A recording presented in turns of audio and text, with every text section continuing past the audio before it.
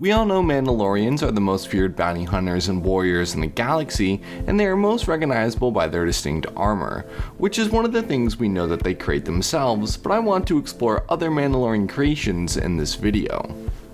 Taking a look at what does the culture and planet of Mandalore actually create, in terms of manufacturing weapons, transports, and technology, and anything else.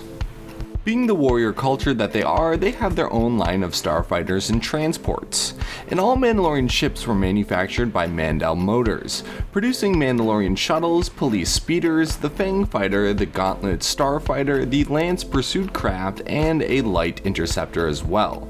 And this was a big contributor not only to the strength of Mandalore, but the economy and history. Founded by Gustav Zelnev hundreds of years prior to the Republic, as a general in the Mandalorian army, he knew Mandalorians needed something suitable for the reputation of themselves, and as a private mercenary, he knew that he could make money doing it, as the Gauntlet would go for about 190,000 credits, the Fang-fighter 150,000 credits, and the Lancer 120,000 credits. Meaning for one of each of these ships, it would cost about 460,000 credits. And if Mandel Motors was to create, humbly, 100 of each of these ships, it would be 46 million credits.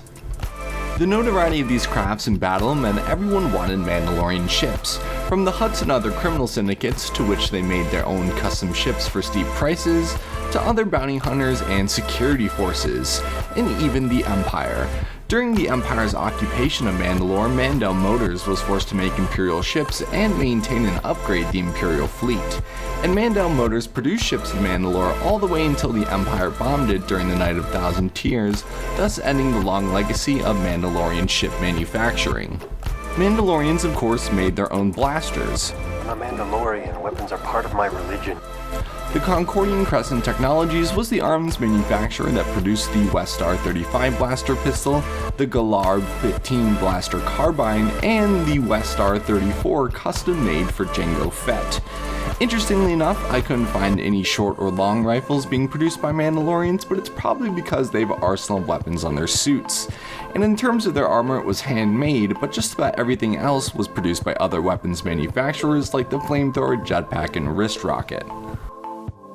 One item potentially lost to Mandalorian history is their Jedi Vault, which was used to neutralize Jedi Force powers and acted as a mobile prison.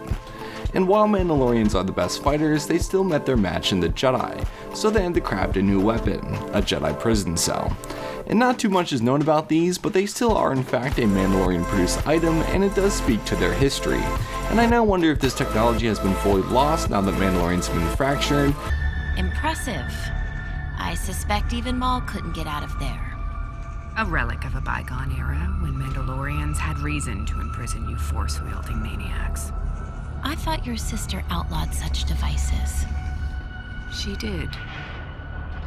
This is the last one. But comment down below what you know about the Jedi Vault, because I really couldn't find too much on how they actually work. Their architecture was also a display of Mandalorian craftsmanship.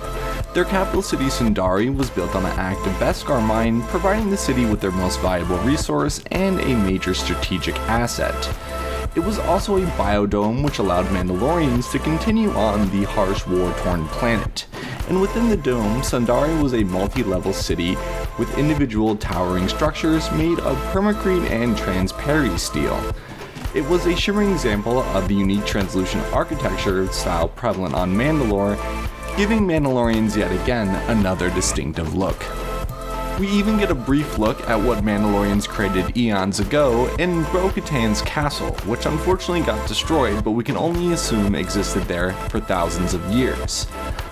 All of these things combined help give Mandalorians the reputation they have today, all the while giving the planet Mandalore the economic and military strength required for a culture to flourish. And that's what Mandalorians created. Subscribe if you would like, and until next video, goodbye.